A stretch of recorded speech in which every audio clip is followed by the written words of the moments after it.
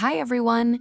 In today's video, we'll discover why children often seem to ignore instructions, what parents accidentally do that makes it worse, and 5 simple changes that can dramatically improve listening and cooperation. Make sure you stay until the end because the final tip is often the one parents overlook the most. And if you enjoy parenting content like this, don't forget to subscribe for more helpful tips. It's 7:42 in the morning. You've said put your shoes on 4 times. You've said it nicely, you've said it firmly, you've said it in the voice you swore you'd never use. Please put your shoes on. I'm doing it. Shoes. Now please. And your child is still sitting there, sock in hand, completely unbothered, while you feel your blood pressure climbing towards something you're not proud of. By the time you leave the house, you're not just tired, you're defeated, because this isn't just about shoes, it's about every single instruction in your day turning into a negotiation, a repeat, a countdown, a battle. You start to wonder if your child even hears you at all. You start to wonder if something is wrong with them or with you. Here's the truth that might surprise you. Your child almost certainly does hear you. The problem isn't their ears. It's not even really about shoes or homework or brushing teeth. It's about something happening underneath the surface of every single one of these moments, something most parents never get told and end up fighting against for years without knowing it.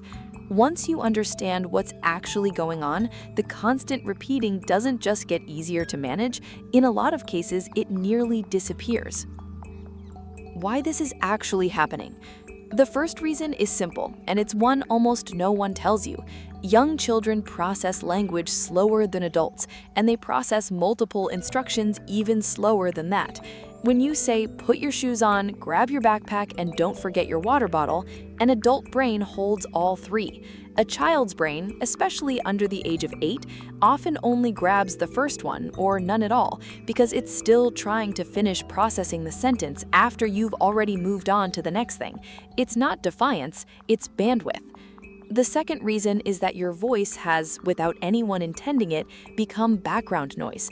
If a request only becomes real on the 3rd or 4th repetition, because that's when the consequence finally shows up, or when your tone finally shifts, your child's brain learns accurately that the first few times don't actually matter.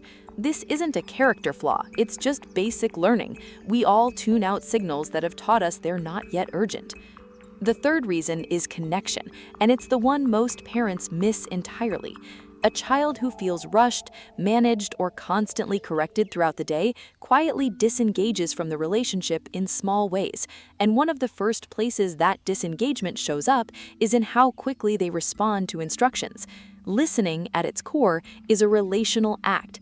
Children listen fastest to the people they feel most safely connected to in that moment. When the connection feels thin, the listening gets thin too. None of these 3 reasons mean your child is broken, manipulative, or just difficult. They mean something is happening in the gap between what you're saying and what's actually landing, and that gap can be closed. Ethan. Yeah? Shoes on first, please. Okay. What parents do that makes it worse.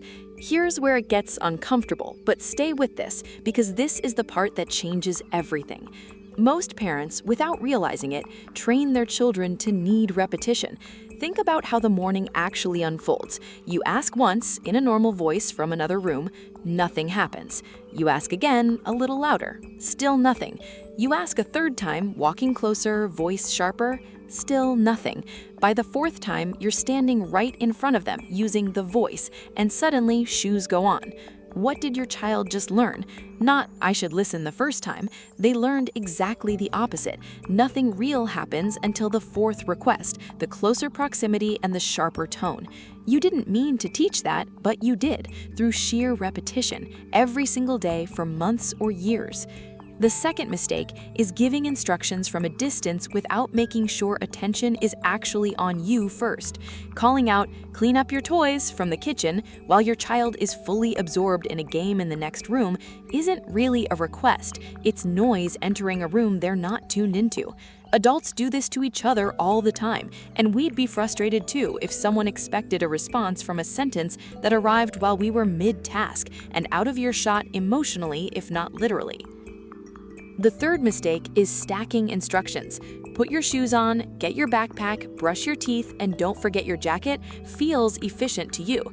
To a developing brain, it's an overload, and when a child only manages to do one of the four things, you experience it as not listening, when really they listen to exactly as much as their brain could hold in that moment. And the fourth, quieter mistake, repeating yourself in the exact same way, expecting a different result. If request 1 didn't work, request 2 delivered in the identical tone and words is unlikely to land differently. But it's the most natural thing in the world to do because we're frustrated and tired and it's 7:42 in the morning. The good news in all of this is that if these patterns were taught, even by accident, they can be untaught quickly. The first shift is the most powerful one. Get connection before you give instruction. Before you ask your child to do anything, get their actual attention, not from across the room, but close, at their eye level if possible, with a hand gently on their shoulder or arm if they'll allow it. Say their name first. Wait for eye contact, even for 1 second. Only then give the instruction.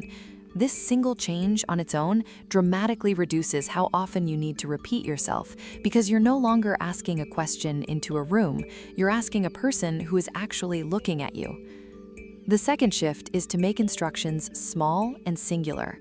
Instead of the 4-part morning list, say one thing. Shoes on first. Wait. Once that's happening, move to the next one. It feels slower in the moment, but it is dramatically faster across the whole interaction because you're not having to circle back through 4 forgotten instructions. The third shift is to say it once and then follow through with action instead of a 5th repetition. If your child doesn't move after a calm, connected request, instead of asking again, walk over and gently guide the process. I asked you to put your shoes on. I'm going to help you start. This is not a punishment. It's a quiet, consistent signal that your words mean something the very first time, which is the exact thing that, over time, eliminates the need to repeat at all. The fourth shift is to use language that invites cooperation instead of resistance. Shoes on, please, lands very differently than, why do I always have to tell you the same thing? The first is a clear, neutral instruction. The second is an emotional accusation, and children, like all of us, become defensive under accusation, not cooperative. And the fifth shift, often the most overlooked, connect before the busy moments, not just during them. A child who feels closely connected to you throughout the day, through small moments of eye contact, a few minutes of real attention, a warm tone even when you're rushing, walks into the instruction-heavy parts of the day, like mornings and bedtime, already inclined to cooperate. Listening isn't just a skill, it's a byproduct of relationship. What to do when it still goes wrong? Now, here's the part every parent actually needs to hear, because none of this works perfectly every time, and that's not a failure, that's just real life with a real child. If you've connected, given a clear single instruction, and your child still doesn't move, stay calm and resist the urge to add more words. More words at this point usually sound like noise to an already overwhelmed or resistant child. Instead, narrow it down even further. I see you're not ready yet. I'm going to count to 5, and then I'm going to help. And then follow through, gently and without anger, exactly as promised. If your child is having a genuine meltdown rather than simple resistance, crying, overwhelmed, shutting down, this is no longer a listening problem. This is an emotional regulation problem, and instructions of any kind will not land until the feeling has been acknowledged. In that moment, drop the instruction entirely and meet the emotion first. You're having a really hard time right now. I'm here. The instruction can wait 30 seconds. The connection cannot. And if you find yourself slipping back into the old pattern, repeating 5 times, raising your voice, feeling that familiar frustration rise, that is not proof that this approach doesn't work. It's proof that you're human and that old patterns take time to fully replace. The moment you notice it happening, you can simply reset. Get low, get close, and start again with one clear, calm request. Children are remarkably forgiving of imperfect parents who keep trying.